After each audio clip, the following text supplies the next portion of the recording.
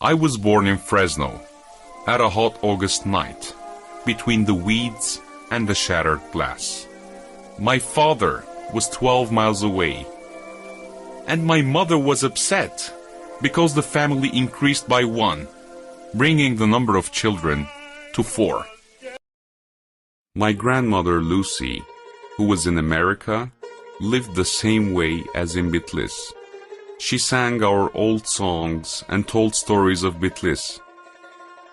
She did not know what it meant to believe in God, because she believed only in human intelligence and conscience. She had never been in despair.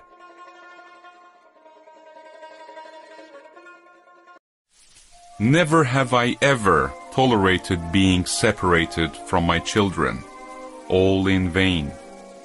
When my illness completely took over me and my longing was distressing, Lucy visited first, whom I hadn't seen for 7 years. She said she loved me. Then Aram came. He came in and kissed my forehead. I took that kiss with me to eternity with gratitude. According to my will, half of my remains are in America, and the other half in Armenia.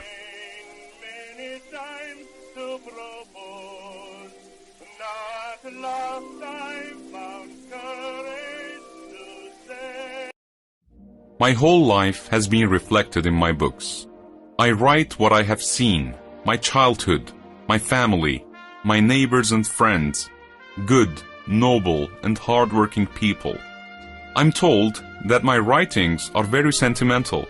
Being human is already sentimental. At first, the editors wanted to change my writing, but in the end, they would accept my writing style as it was.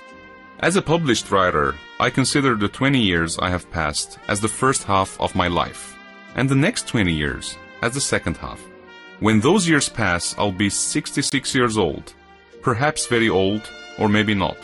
The next 20 Hardly had I finished secondary school when I dropped my school bag and started selling newspapers on the street.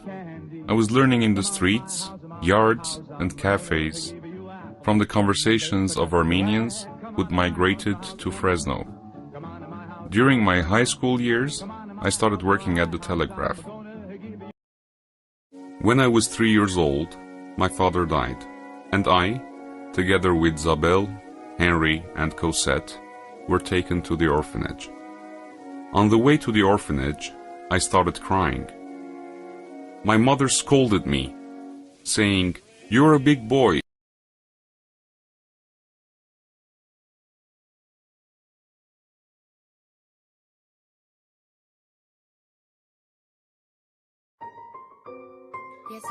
I didn't know what I was saying.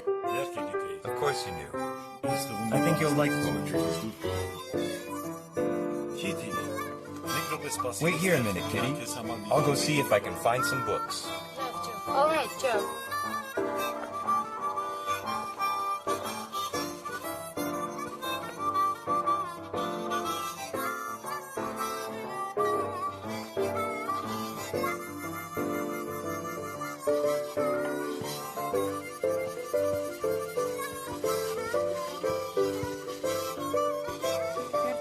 Paper?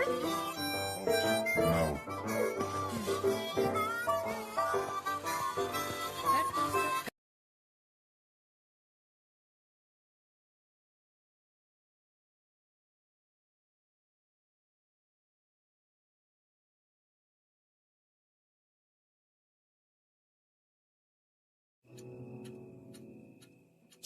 We don't know.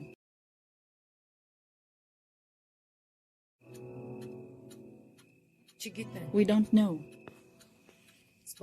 We're waiting. Then where's my father? If we wait, will he come home like Marcus too? No.